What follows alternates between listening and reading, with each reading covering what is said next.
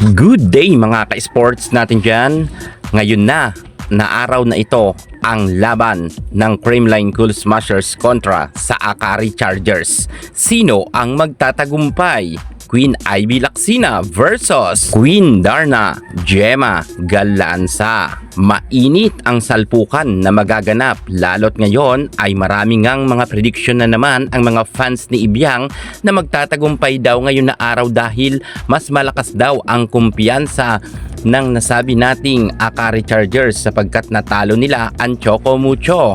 Matupad naman kaya ang kanilang pangarap na mapatiklop nila ang Creamline? Tatandaan natin, never pang nanalo sa kasaysayan ang Akari Chargers kung ikukumpara natin sa CCS. Well, mainit na pinagtatalunan ng kanilang fans kung sino ang mananalo at mamaya pa ang laban, ngunit ngayon ay meron agad tayong resulta dahil nagpapakalat rin ng prediksyon ang mga fans ni Ibiang.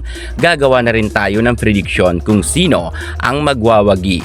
Creamline Cool Smashers ba or Akari Chargers? Panoorin nyo ang ating vlog hanggang sa dulo, pero bago ang lahat, kung bago ka muna sa aking channel, subscribe na, click ang ating notification bell para lagi kang updated sa lahat ng issue sa volleyball. Susunod na.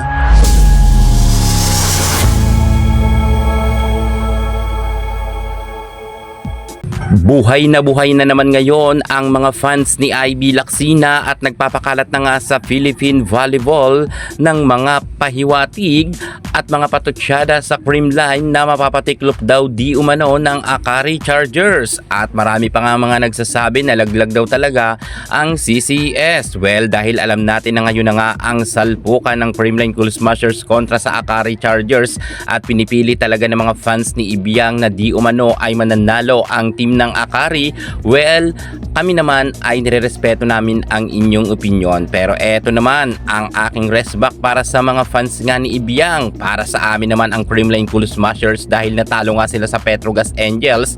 Alam natin na talagang mas dodoblehin pa ngayon ng Creamline ang kanilang kagalingan at never mananalo ngayon ang kupunan nga ni Ivy Lacsina. Mangangarap lang ang mga fans ni Ivy na mananalo sila pagdating sa Creamline Cool Smashers. Ayon nga sa ating kasaysayan pagdating sa PVL, simula nang itinatag nila ang Akari Chargers ay never pa silang nakalusot sa Creamline Cool Smashers. Alam natin iba pa rin ang Creamline pagdating sa duluhan na laban, bagamat alam natin na palaban ngayon sa Elisoyod, pero titingnan natin kung uubra ba talaga siya sa Creamline Cool Smashers. Well, eto na nga, tatanungin nyo ako kung sino ba ang magwawagi. Obvious naman mga ka-sports natin dyan, ang Akari ay nakachamba lamang.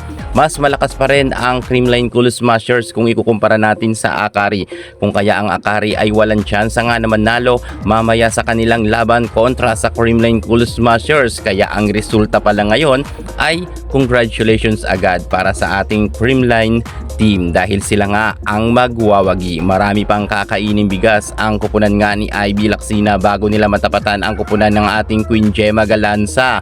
Bagamat kahit sabihin natin na sinasabi nga ng mga fans ni Ibiang na kahit si Ibiang raw ay hindi paglaruin ay mananalo daw ang nasabi nating Akari Chargers. Partida raw yan, sabi nga ng mga fans ni Ibiang.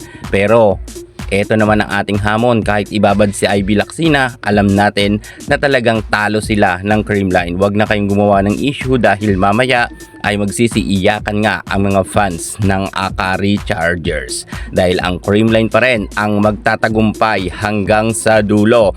Pinatikim lang kayo ng panalo ng Choco Mucho at nakachamba lang kayo dahil nga sa error ni BDL at ni Regine Arocha, pero pagdating sa Creamline Cool Smashers, wag na kayong umasa dahil nga ang mga fans ni Ibiang ay ginigit nila na mananalo raw ang Akari. Well, ito naman ay aking opinion rin. Baka sabihin ninyo nagyayabang kami. Mas naunang nagyabang dito ang mga fans nga ni Ibiang. Kaya congratulations muli sa Creamline Cool Smashers. 100% lusot ang Creamline mamaya at panalo sila. Yan muna ang pinaka latest natin sa aking prediction. Thank you so much. God bless.